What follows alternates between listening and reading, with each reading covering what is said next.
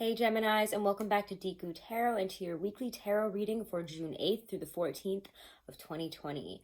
So because they're a little late, I am not going to talk much about the astrology unless it comes up during the reading. And we're going to get right into the reading here. Ooh, I pulled this out before I even showed you how beautiful this box was.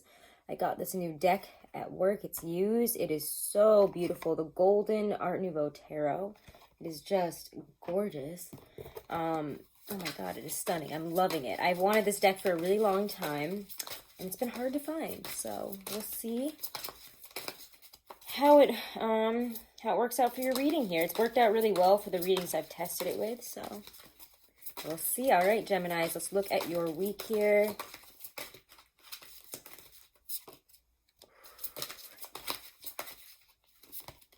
Okay, let's see. Week. I don't know if I'm going to pull them out, the way I usually do. I don't know. This deck is spitting them out in a different way, and I'm going to respect that, okay? So we're not going to, pull one for theme, etc. this week. I feel like we're just going to have to go with the flow because things are just coming out, and I think that they're very beautiful. Gemini Sun, Moon, Rising, and Venus. Get a few more here. This week about... Ooh. It's too many cards. How about one?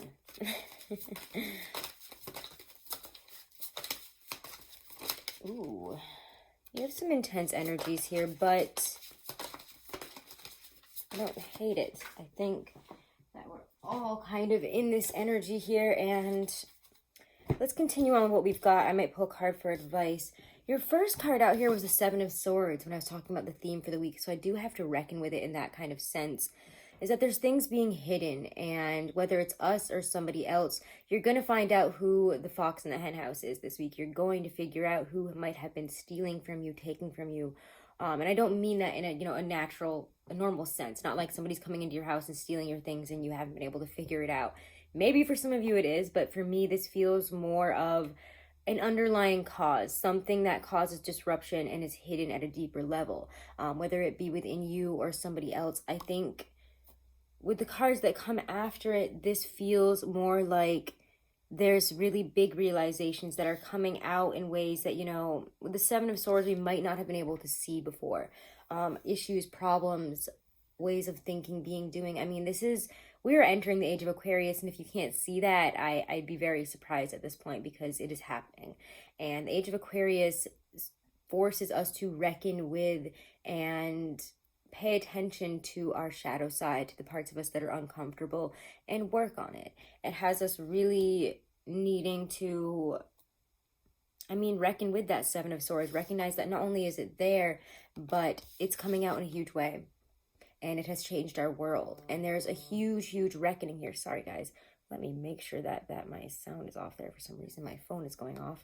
But it's really weird that I say that as soon as I hold up the World card, which is completion, a greater sense of, camaraderie and a world sense also unfolding. I do feel like with some of the cards that are out here, a lot of you guys have really big ideas and you're moving towards a lot of love. You're leaving back, behind a path that has been a lot less satisfying, that has not been emotionally gratifying for you, something that maybe once made you happier, was comfortable, but really what we seek is that great Ace of Cups there with the World in our goals, because the World is not a card. It's a major arcana card that is so big I don't think you can encapsulate it in just a day or a week.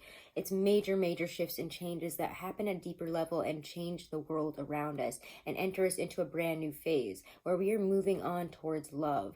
So if you've had some issues and you haven't been able to reckon with some darker aspects of yourself, maybe some things you felt guilty, ashamed of, it's time to reckon with those things and move forward towards love. So it feels to me that whatever you're moving towards this week, your goal, your mindset, whatever it may be, is love and happiness and a true sense of connection through the heart.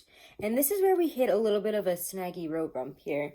I will say that you might end up butting heads with some people who are very fiery right now, whether it's a boss, a coworker, someone you're in a relationship with, etc. But you're just not seeing eye to eye here. When I get the Eight of Swords in between these two women, the Queen of Wands and Queen of Swords, which is very much you. You might be dealing with a fire sign or somebody that's very fiery, has a lot to say, and you just don't see a way to either approach this person, talk to them, or I don't know, you guys are not seeing eye to eye. So let's get a couple clarifiers there. That's the thing that I wanted to clarify here.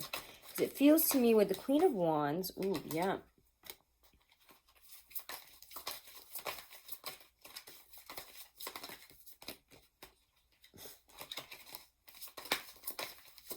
It's a lot of heartfelt conversations. Let's say that this week. There's a lot of deep conversations that you need to be willing to have this week. And open yourself up to. It's really interesting. There's a lot of strength that comes out of this difficult process here. Because the Eight of Cups, yeah, it might look like, it's not that hard of a card. But the Eight of Cups begs a lot of energy from you, because it is hard to leave something that you feel attached to, that you've grown emotionally attached to, that you felt emotional comfort in. Maybe it's that we haven't faced some aspects of ourselves, of our behavior, of because there's a lot coming up right now with this Aquarian age energy of and it asks us to really look at ourselves, to look down the well and say, do I need to change? Do I need some reckoning with? Do these things that I think, do, and feel need reckoning with? And at this time, I implore everybody to do that, because I think that it'll help us grow for a better future, yes, and a greater scale in terms of what is happening right now. But the Eight of Cups also has you reckoning with maybe emotional situations or people that you've held on to, relationships, people you still have feelings for, or feelings that you're still even holding in a non-romantic way about a person or a situation or something that maybe even you've done in the past that you need to work through here. So let's also, again, let's get back to these two women here, because they feel like they both are very justified in what they're saying and how they're feeling and what they're doing, but it's finding a way to speak here through strength, through perseverance. It feels to me that you could help somebody very much, and I feel that maybe some of you are trying to put somebody in your life is very fiery. Somebody in your life has a lot of feelings. I don't know, when I get the Queen of Wands, that's somebody who has a mission, a goal, and she is like a dog that will not give up a bone in some aspects. Not that she's super stubborn, but she has a righteous path that she understands and she's going to continue to go forth with. And whether that be in agreement to how you are seeing things, doing things, or speaking, it just feels like there's a miscommunication or misconceptions about each other. And you have to remember, again, Venus is retrograde. We've got a lot of planets retrograde right now. It's fun. And there are really big things happening. I don't know if you've checked over on my Instagram, but the placements that we have right now, and right now, I mean, like, it's sunny out and it is now pouring. Like, I don't know what's going on anymore. It feels like that. There's a lot that is just kind of coming out in the light that is also very emotional and also very dark.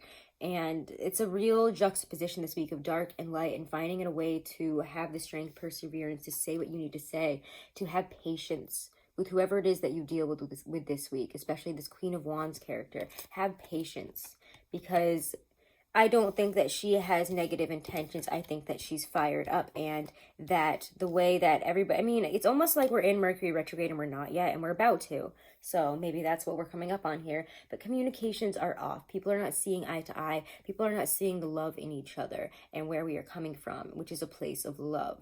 And that's just on what I've been seeing lately. But the Ace of Wands, again, in the Strength card, do really signify a lot of growth and ability to speak strongly, and through strength and perseverance, getting to where you've been trying to get to. You are strong in this situation, and you have something important to say, but it is about how you say it. You have two aces this week for a new path ahead in terms of our heart and our minds and the way we're speaking, our energy. Where are you driving your energy and heart? These are two beginning cards. It's like the universe saying, here you go. Here's a new beginning. Follow it. Follow your heart. Follow what lights your fire. Follow what you feel very strongly about this week, and you will not be misled. Let's pull a couple of oracles, or let's pull an oracle here to see if we can get any more information here for you guys. Ooh. All right, balance. The structure of your daily spiritual life must be built on a strong foundation in the physical world, like a pillar of selected shaman stones balanced carefully on one another. Take care of your body through diet and exercise. Express your strength in acts of power and bring greater awareness to the exchange of money. Protect and nourish your family and express your integrity by bringing balance into society and nature. Then you'll be prepared in the physical for higher spiritual learning. Your being is like a spirit lodge, the foundation of which is rooted in physical manifestation, strong against the storms along the trail to higher consciousness. To take power, make your spirit available. Take your power and bring your physical and spiritual natures into balance. What a perfect summary. I love those cards. Anyways, that's the Lindsay Andrews Power Deck, if you were curious about that. All right, Geminis, I hope you enjoyed this. Do check out, your monthly is up. I'm trying to get all the other monthlies out. It has just been a very emotionally taxing time, and it has been very difficult to do readings for me. I have not been able to tap into the energy, so I do apologize for those who are wanting their monthlies. I know yours is up, though, so maybe you guys aren't complaining as much, so go check that out. Do check out Truly Divine. Use my code Deku30 if you want to get money off, a good 30% off there on any astrology compatibility reports, numerology reports, etc. They're wonderful. And if you do want to book a reading, guys, all the information is always right below this video in the description box. Go follow me over on Instagram, leave me a comment, guys, and have a wonderful and blessed week. Thank you.